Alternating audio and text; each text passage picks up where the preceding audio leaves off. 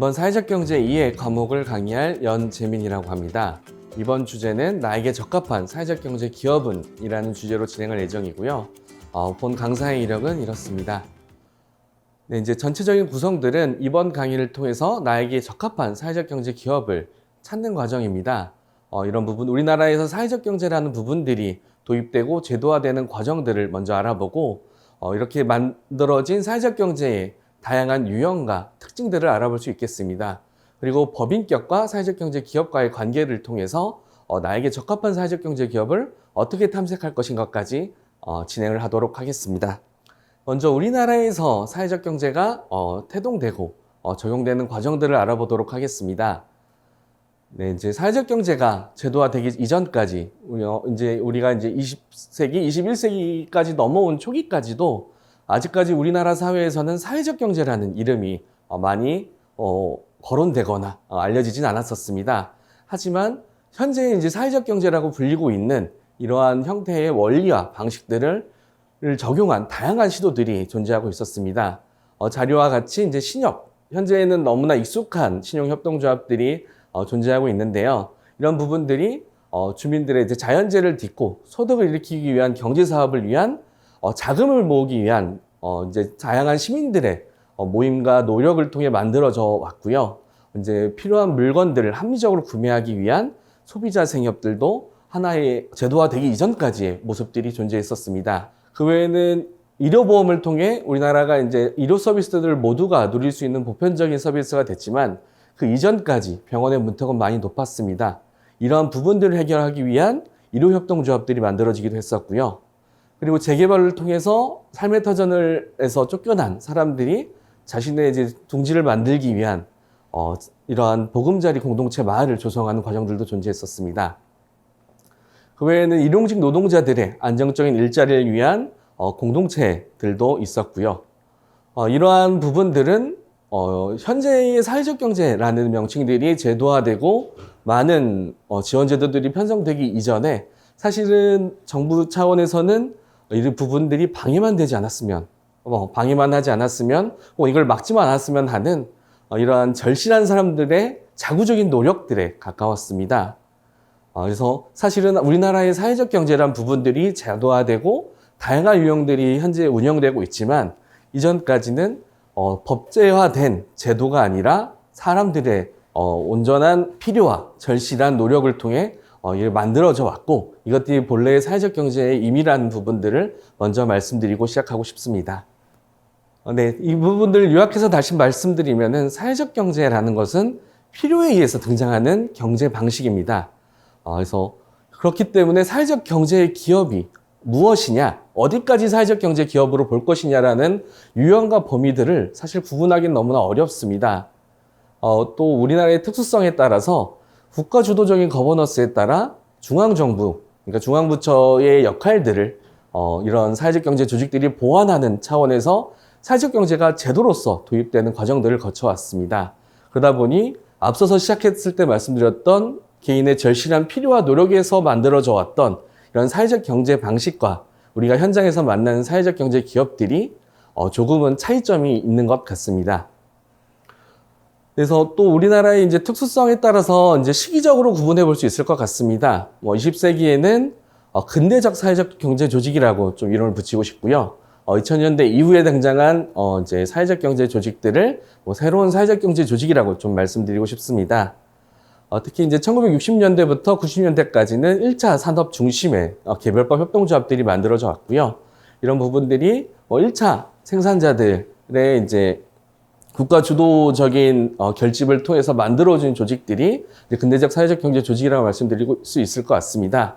2000년대 이후 우리나라 사회에서 큰 영향을 줬던 IMF 사태 이후에 등장했던 국가 주도적인 새로운 사회적 경제 조직들 같은 경우에는 일자리 창출 중심의 사회적 기업이라던가 마을기업, 기본법 협동조합, 자활기업 이렇게 구분할 수 있겠습니다.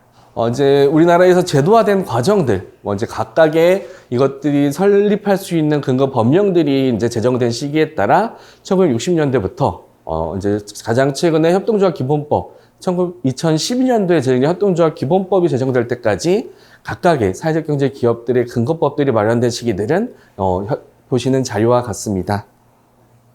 그렇다고 하면은 사회적 경제 기업의 유형별 차이점은 무엇인지 좀 알아보도록 하겠습니다. 사회적 경제 기업의 범위가 앞서 말씀드렸다시피 명확하게 구분하기 어렵다고 말씀드렸습니다.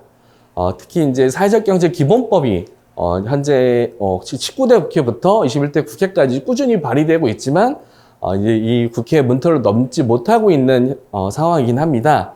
하지만 이제 이 법안에 담겼던 부분들이 현재까지 우리 사회에서 가장 합의되고 논의되었던 자료라고 보고서 현재 발의되어 있는 사회적경제기본법 안에 사회적경제 범위에 따라서 이야기를 진행하도록 하겠습니다.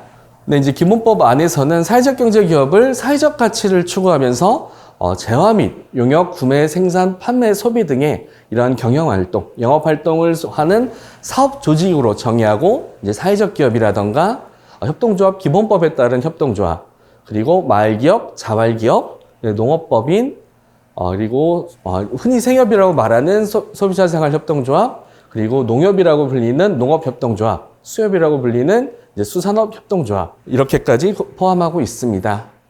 네. 이런 부분들을 좀 그룹을 좀 구분한다고 했을 때에는 이제 이런 부분들을 이제 새로운 사회적 경제 조직, 그리고 법률상 신규 포함된 법인, 그리고 근대적 사회적 경제, 이렇게 세 가지로 좀 구분하고 싶습니다. 앞서 이제 새로운 사회적 경제 같은 경우에는 그 4대 영역인 사회적 기업, 협동조합, 마을기업, 자활기업처럼 경제 활동을 통해서 사회 문제를 해결하기 위해 운영되는 기업이라고 할 수 있겠습니다. 법률상 신규 포함되었다는 이제 농업법인이나 어업법인 같은 경우에는 우리나라 사회에서도 이제 농어촌의 문제들이 좀 많이 부각되다 보니 이런 문제 해결을 하기 위한 법인들로 현재 이제 사회적 경제 현장에서는 이 부분들이 명확하게 이제 구분돼서 적용되고 있지는 않습니다. 근대적 사회적 경제란 앞에서 설명한 것과 같이 1차 생산자, 그리고 특정 목적들, 이제 중소기업이라던가 소비자들, 혹은 신용에 관련된 협동조합들의 이제 협동조직들을 근거로 이렇게 세 가지로 구분하고 있습니다. 이제 현재 현장에서, 정책 현장에서는 사회적 경제라는 명칭은 앞서 말한 이제 새로운 사회적 경제 기업, 요 4개 유형을 중심으로 많이 활용되고 있고요. 대부분의 현재까지의 정책 공모 대상들은 요 4개의 사회적 경제 기업들을 대상으로 현재 많이 운영되고 있습니다. 이 4가지들의 목적들을 한 번 더 구분해 보고 싶습니다. 앞서 말씀드렸다시피 새로운 사회적 경제 조직 같은 경우에는 국가에서, 중앙부처에서 하지 못하는 공공의 역할들을 보완하기 위해 적용됐다고 말씀드릴 수 있겠는데요. 사회적 기업 같은 경우에는 사회적 기업 육성법에 따라 이제 설립되고 운영되고 있습니다. 이 법에서 말하는 사회적 기업의 목적성은 우리 사회에 충분히 공급되지 못하는 사회 서비스를 확충한다. 그리고 새로운 일자리를 창출한다. 이 2가지가 큰 목적으로 갖고 있습니다. 협동조합 같은 경우에는 다양한 이제 운영과 설립에 대한 규정을 함으로써 자주적이고 자립적이고 자치적인 활동을 촉진한다. 그래서 이제 협동조합의 원리와 운영의 목적에 따라 기업을 운영하고 싶은 분들을 위해 이 협동조합을 설립할 수 있는 근거가 마련됐다. 이렇게 말씀드릴 수 있겠고요. 마을기업 같은 경우에는 도시재생 특별법에 관련돼서 이제 근거하고 있다고 볼 수 있는데, 이 법은 이제 도시의 이제 자생적인 성장 기반을 확충하고 도시의 경쟁력을 제고하고 공동체를 회복하는 등의 좀 다양한 목적성을 갖고 있습니다. 자활기업 같은 경우에는 이제 생활이 어려운 사람들의 자립, 이제 자조적인 활동, 자립을 지원하기 위해 운영되고 있다고 말씀드릴 수 있겠습니다. 그렇다 보니 이러한 4대 유형의 지원 정책도 이 기업의 목적성에 따라서 다양하게 지원 정책이 연동되고 있습니다. 앞서 사회적 기업이 사회 서비스가 공급되지 않는 지역 영역에서 대체로 이제 대신 공급해주기 위한 부분, 그리고 일자리를 만들어주기 위한 부분들을 목적으로 하다 보니 지원 제도 또한 이런 사회 서비스들을 더 고도화하고 품질을 높이기 위한 사업 개발비 등을 지원하는 정책들이 마련되어 있고요. 일자리 창출을 목표로 하다 보니 일자리 창출에 필요한 인건비라던가 이런 사회보험료 등의 경영활동에 필요한 정책들이 연동되고 있습니다. 협동조합 같은 경우에는 이제 자주적인 활동을 하기 위한 이런 근거법을 마련한 형태다 보니 이래서 별도의 지원 정책이 적용되고 있지는 않습니다. 마을기업 같은 경우에는 공동체 회복이라든가 지역 활성화라는 부분들을 목적으로 하고 있는데 지역마다 공동체가 활성화되는 방법들이 다르고 당면하고 있는 문제가 다르다 보니 전체적인 총 금액을 두고 좀 자율적으로 예산을 편성할 수 있는 형태로 지역에 맞는 실정에 맞춰서 이런 사업을 운영할 수 있도록 조금은 유연한 정책의 이제 지원 구조를 갖고 있고요. 자활기업 자체도 이제 생활의 자립을 지원하는 거다 보니까 이러한 부분들에 대한 창업이라던가 또 초기 경영 안정에 대한 부분들, 그리고 이제 지속적인 경영 운영에서 가장 큰 어려움을 겪는 인건비 부분들에 대한 지원들을 중심으로 편성하고 있습니다. 이처럼 이제 사회적 경제의 이제 유형과 목적에 따라서 지원 정책들이 같이 연동되고 있다. 이런 부분들을 좀 이번 장표에서는 이해해 주시면 좋을 것 같습니다. 그렇다고 하면 사회적 경제 기업과 일반 기업과의 설립 절차가 다른지 많이 궁금해하고 계시는데요. 현장에서도 제가 이제 컨설턴트로서 근무할 때 사회적 경제 기업을 창업하고 싶은데 이걸 어떻게 해야 되느냐는가의 질문들이 참 많았던 것 같습니다. 그렇다고 하면 사회적 경제 기업을 창업하기 위해서는 일반적인 기업과 창업하는 것들이 얼마나 다른가, 그것들이 전혀 구분되고 있는가에 대해서 먼저 설명드려야 될 것 같습니다. 또 이런 부분들을 설명하기 위해서는 법인격이라는 개념을 먼저 좀 이해하고 가셔야 될 것 같은데요. 좀 재미없는 개념일 수 있겠지만 좀 중요한 개념이기 때문에 이 부분을 좀 이해할 필요가 있을 것 같습니다. 먼저 법인격이란 일정한 목적과 조직을 가진 결합인 단체, 혹은 일정한 목적을 위하여 조성된 재산, 이런 형태로 이제 정의들이 존재하고 있는데요. 각각에서 이제 중요한 어떤 행동의 주체, 역할이 되기 위해서는 우리 사람처럼 인격을 갖고 있는 어떠한 이제 중요한 하나의 이제 자주적인 조직이 되어야 됩니다. 그래서 법률에서 이러한 인격을 부여했다. 그래서 법인격이라는 표현을 사용하고 있는데요. 그래서 이제 사람과 같이 하나의 이제 법을 통해서 인격이 부여되면서 권리를 행사할 수 있는 주체로서 인정되는 과정을 법인이라고 하고 법인을 설립 절차라고 말씀드릴 수 있을 것 같습니다. 네, 사회적 경제 기업의 설립 절차는 일반 기업과 다른가요?라는 주제로 이어서 진행하도록 하겠습니다. 이제 사회적 경제 기업에 대해서 설립하고 싶은 분들을 만나다 보면은 과연 이것들을 어떻게 설립해야 되는가에 대한 궁금증을 많이 갖고 계십니다. 그리고 일반적인 기업과 설립 절차와 차이가 있는지를 묻는 경우들이 참 많은데요. 이에 대해서 조금은 재미없는 개념이지만 법인이란 개념에 대해서 좀 짚고 넘어갈 필요가 있습니다. 법인격이란 부분들을 이제 법률 용어 사전으로 봤을 때는 일정한 목적과 조직을 가진 사람의 결합인 단체라는 개념과 함께 일정한 목적을 위하여 조성된 재산이라는 개념을 갖고 있습니다. 먼저 이 개념만으로는 좀 이해하기가 어려운데요. 우리 사람들은 태어나면서 인격이라는 걸 갖고서 출생신고를 함에 따라서 이제 법률의 주체가 될 수 있습니다. 근데 법인격이란 부분들도 법으로 인해서 인격을 부여한다는 개념으로서 이제 사람처럼 혹은 재산에 대해서 이러한 경제적 활동의 주체가 될 수 있도록 법률이 이러한 하나의 재산이라든가 단체에 인격을 부여한다는 개념으로 볼 수 있겠습니다.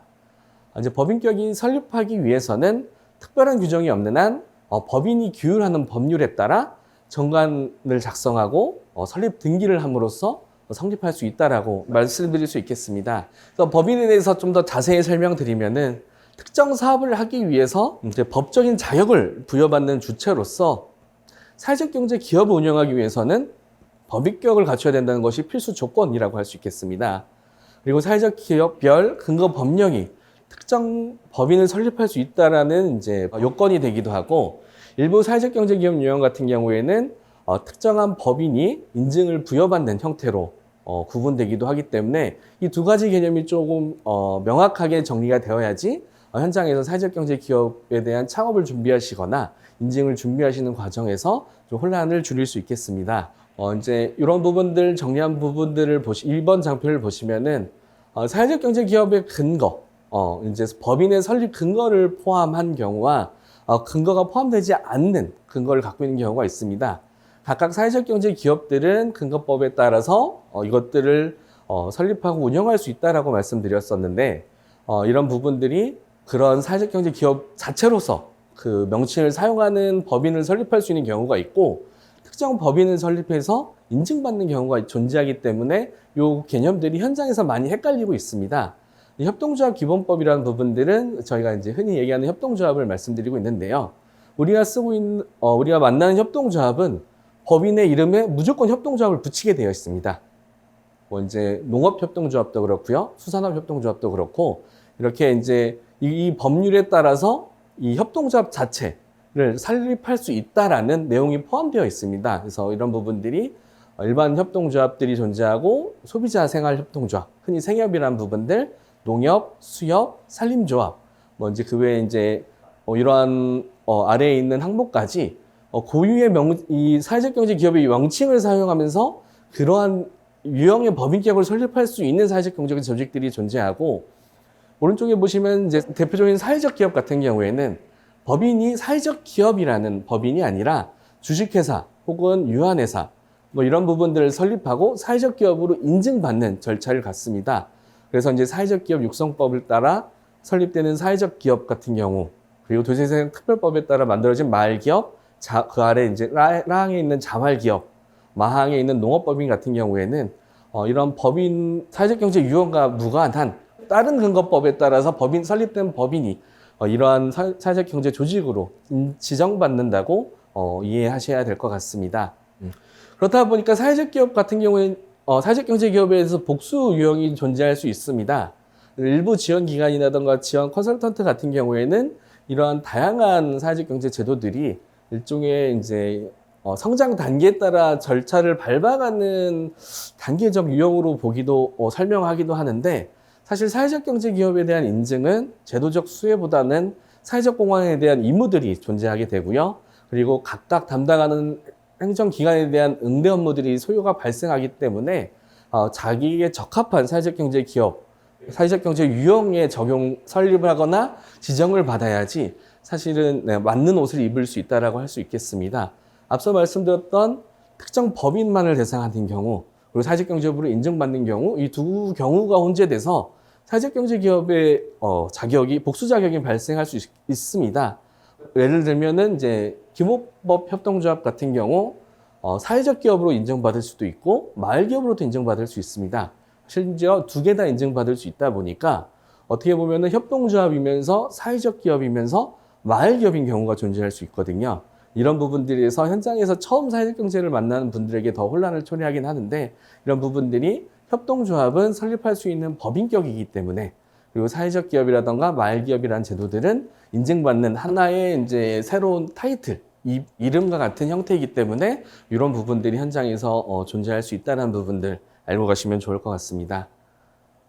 그래서 이제 사회적 경제에서 지정하는 법인들은 나와 있는 장표처럼 사회적 기업 같은 경우에는 민법에 따른 법인 및 조합, 상법에 따른 회사 및 합자조합, 혹은 특별법에 설립된 법인 또는 미영리 법인, 민간단체 등 다양한 법인격이 사회적 기업으로 특정 조건에 따라서 인증받을 수 있게 되어 있고요.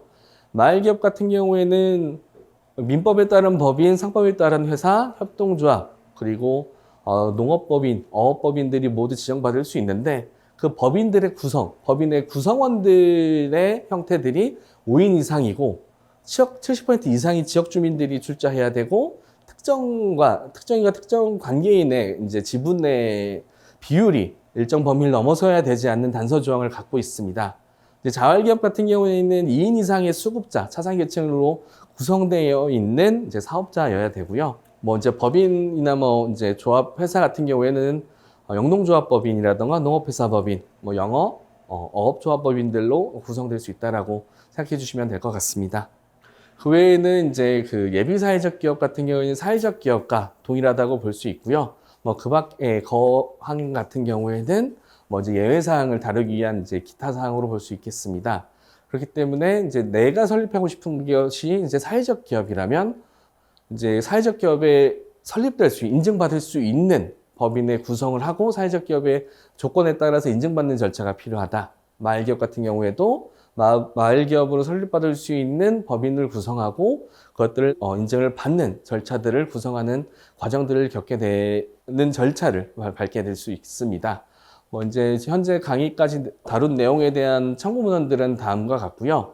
이 다음 강의를 통해서 우리가 이제 협동조합이란 무엇이고 협동조합을 설립하기 위해 협동조합은 어떤 종류가 있는지에 대해서 보다 자세한 설명을 드릴 예정이며 그 외에 이제 사회적 기업, 말기업, 자활기업 순서에 따라서 각각의 사회적 경제 기업이 하면 어떻게 지정을 받고 어떤 유형이 존재하는지 그리고 이걸 설립하는 과정들을 어떤 절차를 밟게 되는지에 따라 다음 강의를 통해서 설명드리도록 하겠습니다.